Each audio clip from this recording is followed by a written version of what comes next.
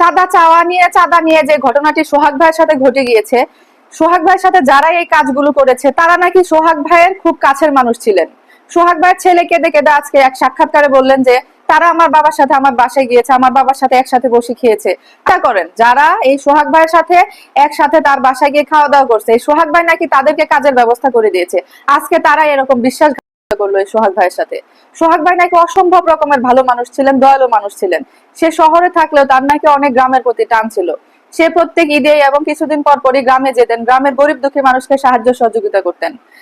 তিনি নাকি মসজিদে টাকাও দিয়েছেন কিছুদিন আগে। হায় রে, সেই মসজিদে আজকে তার জানাজা পড়ার অপেক্ষায়। চিন্তা করেন, গ্রামের মানুষ কাঁদছে, গ্রামের মানুষ বলছে যে এত সুন্দর, এত ভালো, এত ভদ্র একটা ছেলে, এই ছেলের সাথে কেন এরকম করলো তারা।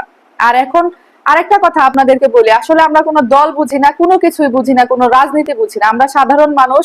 আমাদের সাধারণ মানুষের সামনে যখন এই ধরনের ভিডিওগুলো আসে, এরকম ঘটনা যখন দেখতে পাই, এরকম মতো আচরণ যখন মানুষের মধ্যে দেখতে পাই, মানে কখনো এই ধরনের কাজ করে না, যখন এগুলা দেখতে পাই তখন সত্যি ভিতরটা ভেঙে চুরে খানচুর হয়ে যায় যে এটা কেমন মানুষ, এরা এরা কি ধরনের কাজ এরা করতে পারে। আসলে মূলত ঘটনাটি ঘটেছিল যে সোহাগ ভাইয়ের যে দোকান, যেটা যে সোহাগ ভাই যে দোকানে সে বসতো, সে দোকানটা ওরা নাকি 3 দিন আগে তালাবদ্ধ করে দিয়েছিল, ওরা নিজেরাই তালা দিয়ে মেরে রেখেছিল। তখন সোহাগ ভাই বলছে যে আমার দোকানে আমার অনুমতি ছাড়া কে তালা দিয়েছে। তখন সোহাগ ভাই 3 দিন দোকানও করতে পারেনি, দোকান করতে না পারে পরে দেখছে যে এইভাবে তো বসে থাকা সম্ভব না। তারপরে সে তালা ভেঙে দোকানে ঢুকছে, এই তো তখন থেকে শুরু।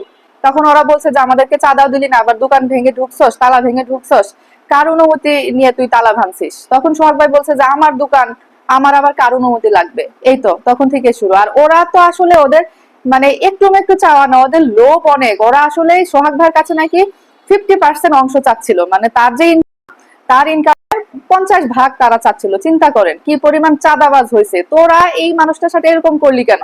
তোরা সোহাগ ভাইয়ের বাচ্চাগুলাকে এতিম কেন বানাইলি? তোরা আমাদের কাছে ভিক্ষা চাইতি, তোরা ঢাকা শহরে মাইকিং করে বলতি যে আমাদের চাঁদা লাগবে, চাঁদা লাগবে, আমরা 18 কোটি মানুষ 1 টাকা করে তোদেরকে দিতাম। কিন্তু এই কাজটা, এই জঘন্য কাজটা কেন করলি? তবে আলহামদুলিল্লাহ ওদেরকে এখন ধরে নিয়ে গেছে, এখন দেখা যাক এর কি হয়, বিচার বিভাগ কি করে। তবে এটা ঝুলিয়ে রাখলে, দীর্ঘদিন ঝুলিয়ে রাখলে এই সেই করলে হবে না। আমরা এটা দেখতে চাই, অতি তাড়াতাড়ি এটার একটা সমাধান চাই, এটার একটা বিহিত চাই। না হলে জনগণের হাতে তুলে দেন, তখন দেখেন জনগণ কি করে। মানে এইসব কাজ যারা করেছে, এত এইভাবে যারা এই মানে এই আচরণ গুলো করেছে, আসলে তাদেরকে ছাড় দেওয়ার মতো কিচ্ছু নাই। আমরা সাধারণ জনগণরা চাই যে তাদেরকে একদিনও ছাড় দেওয়া না হোক, তাদেরকে সঙ্গে সঙ্গে যেন এমন ভাবে বিচার করা হয় যেন সারা দেশের মানুষ বুঝতে পারে কিসে চাঁদা। আবার আরেকজনে কষ্ট করে দোকান করবে, আরেকজনে কষ্ট করে ব্যবসা বাণিজ্য করবে, আর ওদেরকে মাংনা এমনি এমনি দিবে, তাই না? এটা কখনো হয়? এটি কি ধরনের? এই চাঁদাবাজদের বিরুদ্ধে আরো যারা আছেন, যারা এই যে যে কয়দিন পর পর দোকানে গিয়ে চাঁদা তুললেন, তাদের বিরুদ্ধে ব্যবস্থা নেওয়া হোক, সেটাই আমরা চাই। আর এই ধরনের ঘটনা বাংলাদেশে আর কখনো পুনরাবৃত্তি না হোক, সেটাই চাই।